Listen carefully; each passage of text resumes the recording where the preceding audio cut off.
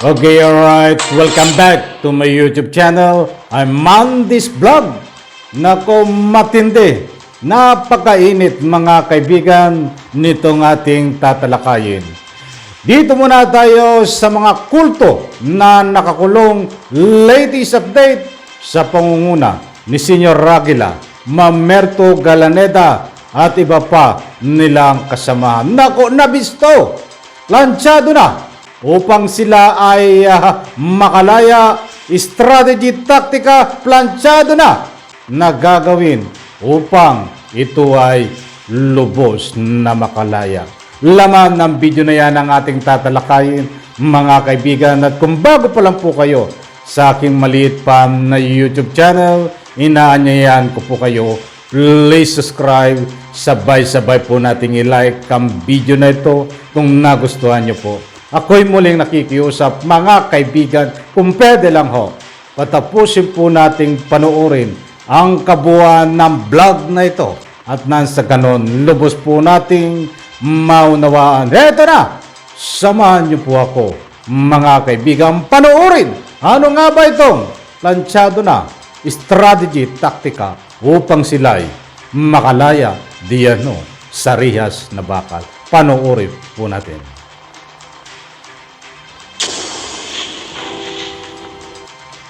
Magandang umaga ulit.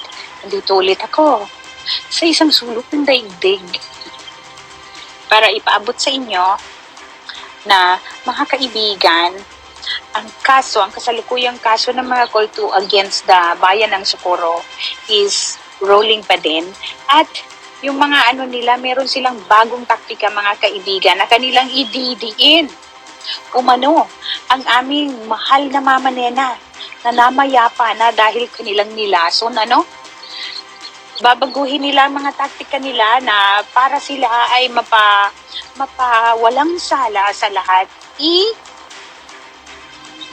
Ibubuntong nila ang lahat ng mga pagkakasala at yung mga nagpapacilitate ng mga kung ano-ano mga katarantaduhan nila, mga ginagawa dun sa bundok, ngayon ibubuntun nila kay Mama Nena, mga kaibigan. So, panibagong mga walang hiya kayo. Kayo nga ay naparusahan na ng Panginoon. Kayo nga ay pinagbigyan na ng pagkakataon na kayo ay magbagong buhay. Patuloy pa rin kayong gumagawa ng katarantaduhan. Baka sakaling maialis kayo dyan sa pagiging nakakulong sa munti. Kung ako sa inyo, gumawa na lang kayo ng mabuti. Gumawa na lang kayo ng kung anong nakakabuti sa lahat ng tao. Para sa inyo din, sa mga pamilya ninyo. Huwag nyo nang dagdagan yung mga kawalang hiyaan na ginawa ninyo sa bayan namin. Huwag na.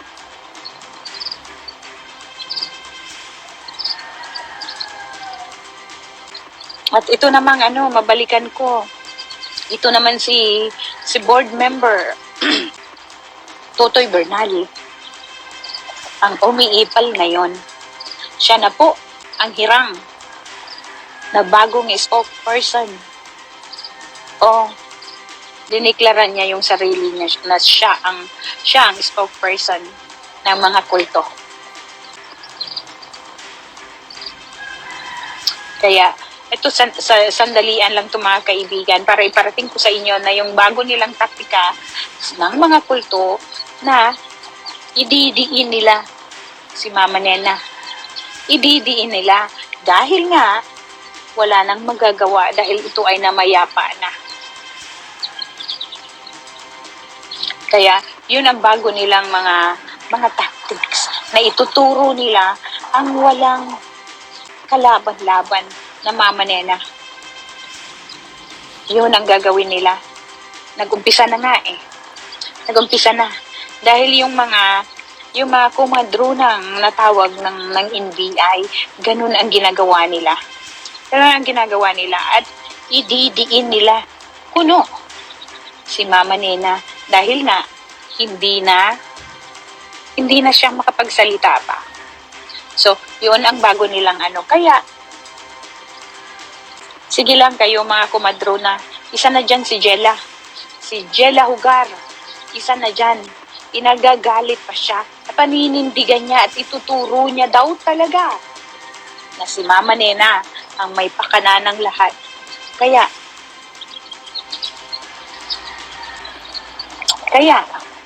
maghintay ka na lang sa araw ng iyong kaparusahan. Hindi na lang, ano ba kung kayo ay gagawa ng mabuti na lang. Iayos ninyo ang inyong mga pagkakamali. Pagkakamali ng taong inyong sinamba na wala namang kapangyarihan, nilagay lang kayo sa kapahamakan. Kaganda ng mga trabaho ninyo, pero anong ginawa ninyo? Nagsilayas kayo dahil kayo ay isa ding mga gahaman sa kapangyarihan na sinasabi ni Jerry Esquilario, wala naman, ni sarili niya, hindi niya may salba. No? So, tigil-tigilan nyo na. Tigil-tigilan nyo na ang inyong mga kahibangan. Kung ayaw nyong bumaba ngayon, so, maghintay na lang kayo. Maghintay na lang kayo sa panahon. Kayo ay buldusin dyan. Nagarapal ang mga mukha ninyo. Pinaglalaban ninyo ang inyong tinatawag sinasamba ninyong Diyos na isang manghahalay. Wala pa nga dyan. Wala pa nga ang kaso niyang rape. At nakasunod na yan. Ihahabla na siya sa isang panghahalay niyang ginawa sa mga teenagers na kanyang nagugustuhan bago niya ipakasal sa iba. So, mag-isip-isip kayo. Mag-isip-isip kayo dahil kayo ay na-corner na. Corner na kayo mga walang langit dyan. Yes, Jackie, live ako dahil nga doon sa ating nakalap na na may bago sila sa bago nila mga tactics na kanilang ididiin ngayon si Mama Nena. Kawawang Mama Nena. Kawawang Mama Nena. Kaya, darating ang araw. Darating ang araw. So, huwag kayong mag-alala. Mga nandyan sa bundok, ang sabi ninyo, kayo naman ay umaasa ng gising. Mga nakatulala sa hangin na uuwi ang inyong Diyos sa Pasko. Ilang beses na ba kayong nagsabi na darating ang inyong hirang na Diyos na walang kapangyarihan, hindi ba? Hindi dumating at walang dumating, hindi na. Yun na yun, ang kanyang last birthday na kasama kayo noong November 10 and December 25, 2022. So tuldukan nyo na. Hindi nyo na makikita pa ang inyong malibog na Diyos. Hindi na. Hintayin niya na lang kung ilang counts ng rape case ang hihahabla sa kanya. Dahil kayo rin ay mga siraulong madaling mauto. Hanggang ngayon, ang titigas pa ng mga ulo ninyo, wow, kayo na lang. Wala. Biro nyo yan mga kaibigan kung gaano sila nanluko sa mga tao mga kaibigan. Mismo nanay ni Jerry Esquilario, humahalik sa kanyang kamay.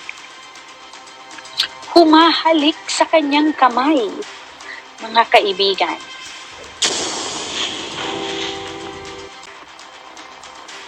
Okay, alright. Nako po, nandito na naman tayo mga kaibigan. At pasensya na po kung mahigit isang linggo tayong hindi nagtalakay dito po sa usaping kulto. Na-miss nyo ang pagtatalakay na ito kasi marami ho ang nagbibigay ng public opinion na bigyan ko kayo ng latest update dito ho sa usaping kulto. Shout out at maraming salamat Ma'am Dayan Dantes sa iyong ipahintulot ang paggamit ng iyong video clips. Mga kaibigan, lalong-lalo na po dito sa aking mga baguhan na subscribers.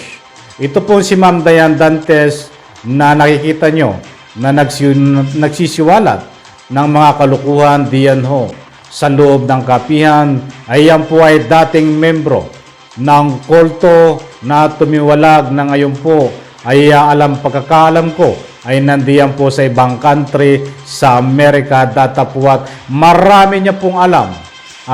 Hindi po ito nag-iimbento lang. Uunahan ko na po kayo.